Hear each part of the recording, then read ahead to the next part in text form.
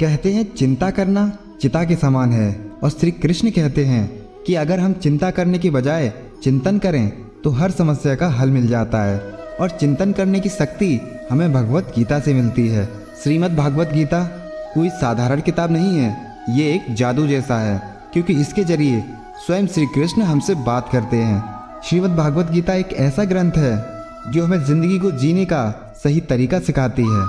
गीता का ज्ञान भगवान श्री कृष्ण ने तब दिया था जब कुरुक्षेत्र की रणभूमि में अर्जुन हारने लगे थे और अपने परिवार, गुरु और मित्रों के साथ युद्ध नहीं कर पा रहे थे। भगवान श्री कृष्ण के उपदेश ने अर्जुन को युद्ध करने के लिए तैयार किया। तो आज आपके लिए इस पवित्र ग्रंथ से कुछ विचार लेकर आया हूँ जो आप सभी को जरूर सुनना और समझना चाहिए। तो चलिए दोस्तों, वीडियो को शुरू करते हैं। गीता में श्री कृष्ण कहते हैं कि चिंता करोगे तो भटक जाओगे, अगर चिंतन करोगे तो भटके हुए मन को भी रास्ता दिखाओगे। सुबह से शाम तक काम करके इंसान उतना नहीं थकता जितना क्रोध या चिंता करके वह 1 घंटे में थक जाता है।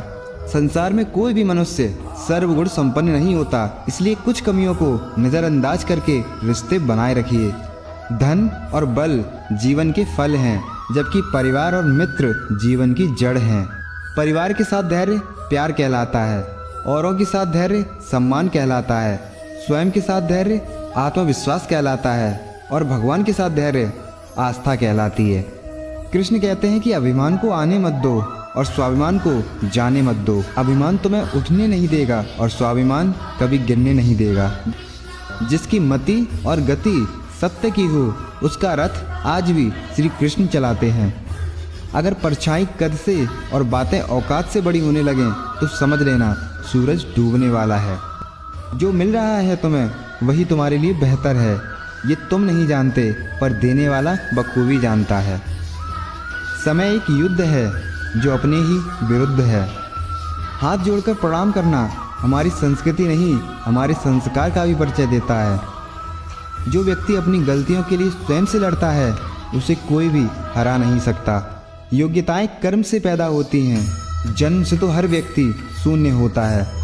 जो मानव अपनी निंदा सुन लेता है वह सारे जगत पर विजय प्राप्त कर लेता है। जो अच्छा लगे उसे ग्रहण करो और जो बुरा लगे उसका त्याग करो, फिर चाहे वह विचार हो, कर्म हो या मनुष्य।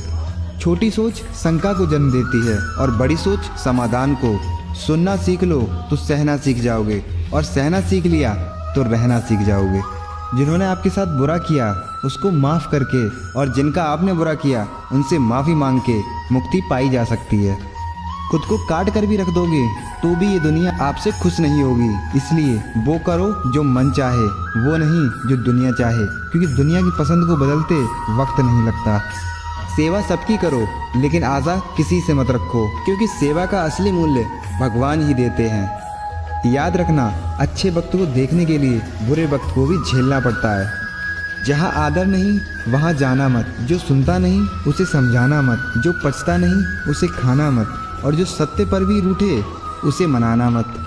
हर काम की नई शुरुआत हमें भयभीत करती है, पर याद रखना सफलता हमें मुश्किलों को पार करने के बाद ही मिलती है। जिनके चेहरे पर हंसी ना ला सको उनकी आंखों में आंसू लाने का भी तुम्हें कोई हक नहीं। अगर कोई आपसे मांगे तो दे दिया करो, क्योंकि भगवान ने आपको देने वालों में रखा है, मांगने वालों में नहीं। जिस दिन आप आपकी हंसी के मालिक खुद बन जाओगे तब आपको कोई भी रुला नहीं सकता। किसी की कदर करनी हो तो जीते जी करो, मरने के बाद तो पराई भी रो लेते हैं।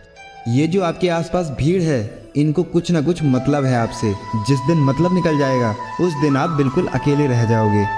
दुनिया की सबसे महंगी चीज़ है भरोसा, जिसे बनाने में उम्र बीत जाती है और गंवाने में चंद सेकंड लगते हैं।